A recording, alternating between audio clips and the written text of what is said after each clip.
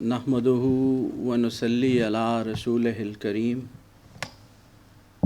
अम्मा बाद फ़ाऊज़ु बिल्लाहि मिनश शैतानिर रजीम बिस्मिल्लाहिर रहमानिर रहीम।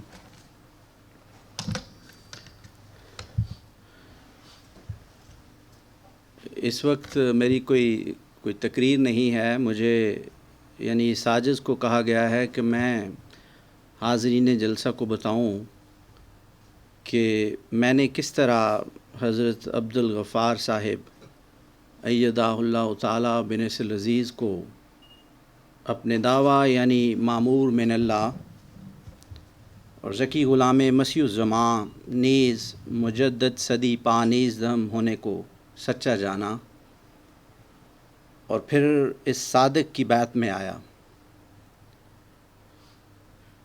इस सिलसिले में मैं अपने कुछ रिमार्क्स या तासरात बयान करूँगा। गुजारिश है कि खाकसार ने तमाम इल्मी मसाइल इस ज़िमन में कुरान करीम, अहादीस नबवी और मुक़द्दस इल्हामात मसीह व महदी अलैहिस्सलाम की रोशनी में हल करने की कोशिश के साथ साथ हजूर के मज़ामीन और कुतुब और वेबसाइट वगैरह को पढ़ना शुरू किया। इसके बाद हज़रत साहिब अय्यदाहुल्लाह ताला बिनस्ल अज़ीज़ से रब्ता किया और तमाम सवालात जो कि एक बाइल्म और पढ़े लिखे इंसान के जहन में आ सकते हैं वो पूछे।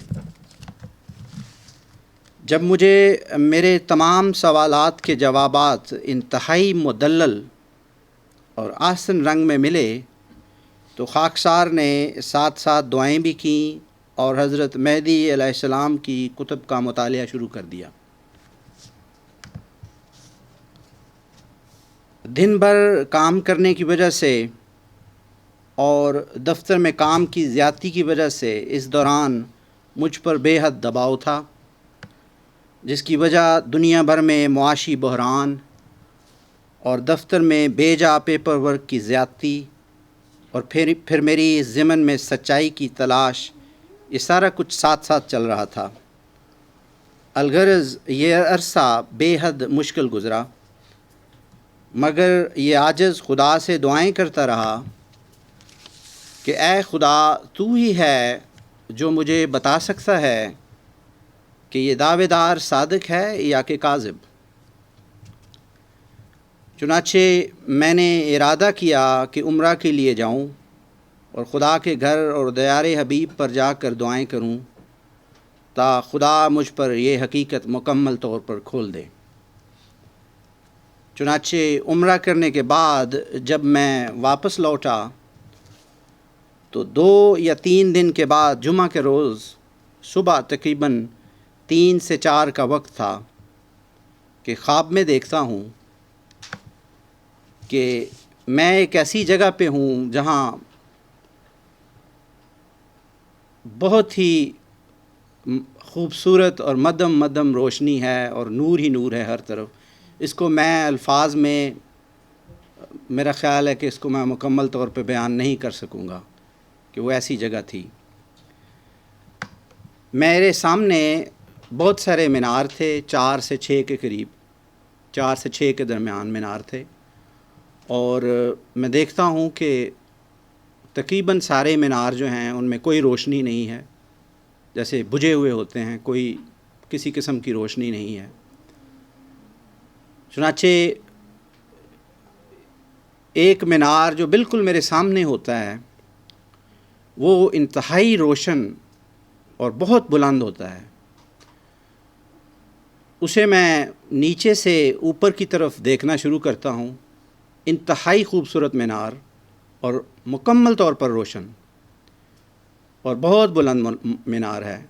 जब मैं उसके ऊपर वाले हिस्से तक पहुँचता हूँ देखते देखते तो देखता हूँ कि उसके ऊपर 2 अल्फाज लिखे होते हैं, सिर्फ़ 2 लफ्ज़, और इंतहाई खूबसूरत रस्मुल ख़त में और جب میں اسے پڑھتا ہوں تو 2 لفظ لکھے ہوتے ہیں عبد الغفار.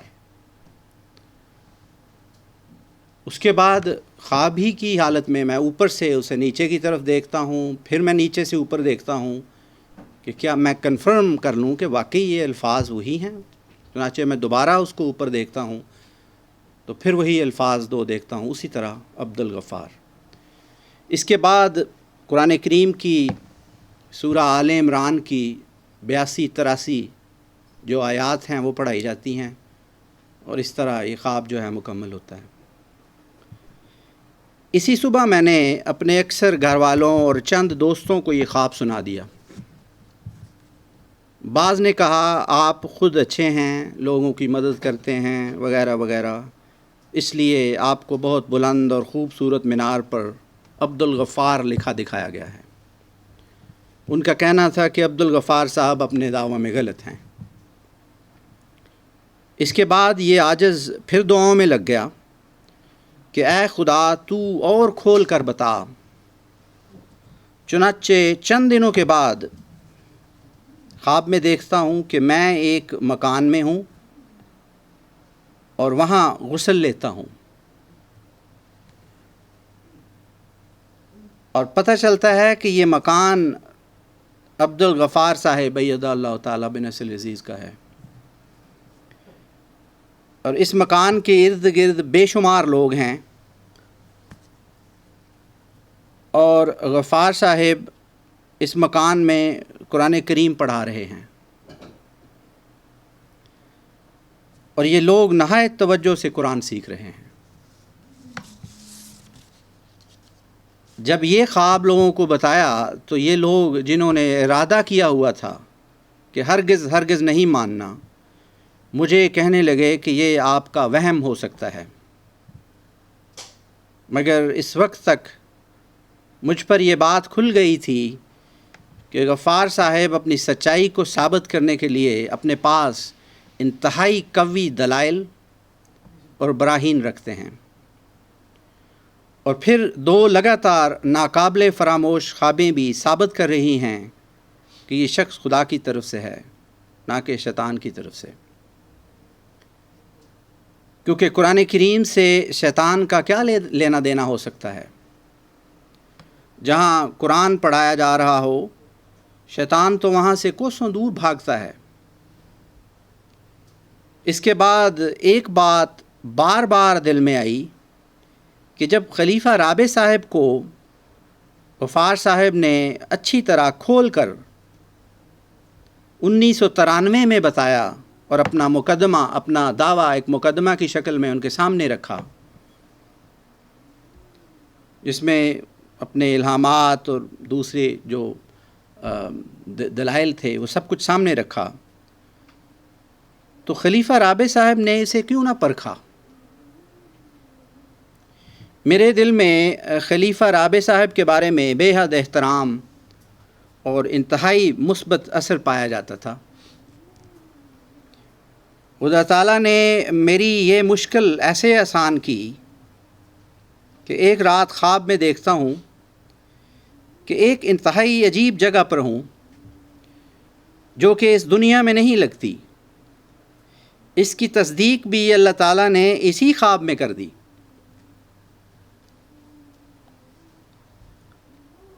وہاں اس جگہ پہ میں ایک وفات شدہ شخص مشتاق صاحب نامی صاحب سے ملتا ہوں،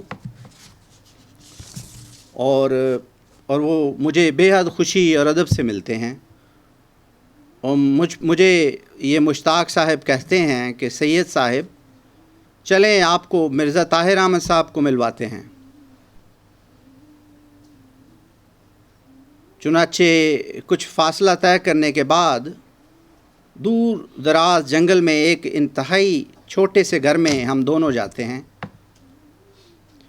اور وہاں مرزا طاہر احمد صاحب بغیر پگڑی کے نہایت پریشان حال موجود ہوتے ہیں، اور یہ مشتاق صاحب انہیں بار بار کہتے ہیں کہ آپ کو بار بار حقائق کھول کھول کر بتائے گئے تھے، مگر زندگی میں آپ نے ایک نہ سنی. کاش آپ سن لیتے تو آج یہ حال نہ ہوتا۔ مشتاق صاحب مرزا طاہر احمد صاحب کو تقریباً 3 سے 4 بار یہ کہتے ہیں، مگر مرزا طاہر احمد صاحب سر جھکائے ہوئے خاموشی کے ساتھ بیٹھے رہتے ہیں۔ جب یہ خواب بتایا گیا تو پھر لوگ خاموش ہو گئے۔ اس کے علاوہ پچھلے سال رمضان کے آخری عشرہ میں حضرت صلی اللہ علیہ وسلم، حضرت مہدی علیہ السلام اور حضرت عبد الغفار صاحب ایدہ اللہ تعالیٰ بنصر العزیز کو ایک ساتھ اکٹھا دکھایا گیا، جس کا ذکر غالباً پچھلے جلسہ پہ ہوا تھا۔ یہ خدا تعالیٰ کے فضل نہیں تو اور کیا ہے؟ اس کا ذکر پچھلے جلسے پہ جیسے میں نے ابھی بتایا کیا گیا تھا۔ معزز سامعین کرام، یہ عاجز خدا کو گواہ ٹھہرا کر آپ سب کو بتاتا ہے کہ میں نے خدا کے چند فضلوں کا جو ذکر اوپر کیا ہے یہ سب سچ سچ بیان کیا ہے۔ اس میں میری کوئی رائی کے دانہ کے برابر بھی خوبی نہیں۔ میں انتہائی کمزور اور گنہگار اور ایک عاجز شخص ہوں۔ میں آپ سب سے جو میری آواز سن رہے ہیں انتہائی ادب سے گزارش کرتا ہوں کہ آپ خدا کی ان عنایات جو مجھ پر ہوئیں ان کی وجہ سے مجھے کسی پیری مریدی کے چکر میں ڈالنے کی کوشش ہرگز نہ کرنا۔ ان سب بیماریوں کے حل کے لیے 1 صدی قبل حضرت مہدی علیہ السلام آئے اور آج ان کا غلام اور محمدی مسیح ابن مریم آپ کی زندگیوں میں آپ کے سامنے موجود ہے۔ اگر خدا کے فضلوں کے وارث بننا چاہتے ہو تو صرف خدا سے ہدایت طلب کرو اور خدا کے اس مامور کو مان لو جس کو خدا نے دور حاضر کا امام بنا کر بھیجا ہے۔ اس کے دامن سے وابستگی ہی آپ کی نجات کا رستہ ہے۔ مجھے امید ہے حاضرین جلسہ اور بعد میں دوسرے سننے والے میری ان عاجزانہ گزارشات پر غور کریں گے اور پھر جس طرح میں نے خدا سے مدد مانگی تھی آپ بھی اسی طرح اسی خدا سے مدد مانگیں گے۔ اللہ کرے ایسا ہی ہو، آمین ثم آمین۔ یہ سب خوابیں جو کہ خدا تعالیٰ کے فضل تھے ان کو اس وقت انتہائی اختصار کے ساتھ یہاں بیان کیا ہے کیونکہ آج کے دن وقت انتہائی کم میسر ہے۔ سامعین کرام ان کو تمام تفصیل کے ساتھ ہماری ویب سائٹ سے پڑھ سکتے ہیں۔ انشاءاللہ تعالی کل جلسہ کے آخری دن یہ عاجز تقریر کی شکل میں کچھ گزارشات آپ سب کے سامنے بیان کرے گا جو حق کے طالبوں کے لیے کچھ نہ کچھ ضرور کام آئیں گی انشاءاللہ تعالی۔ وآخر الدعوانا ان الحمد للہ رب العالمین۔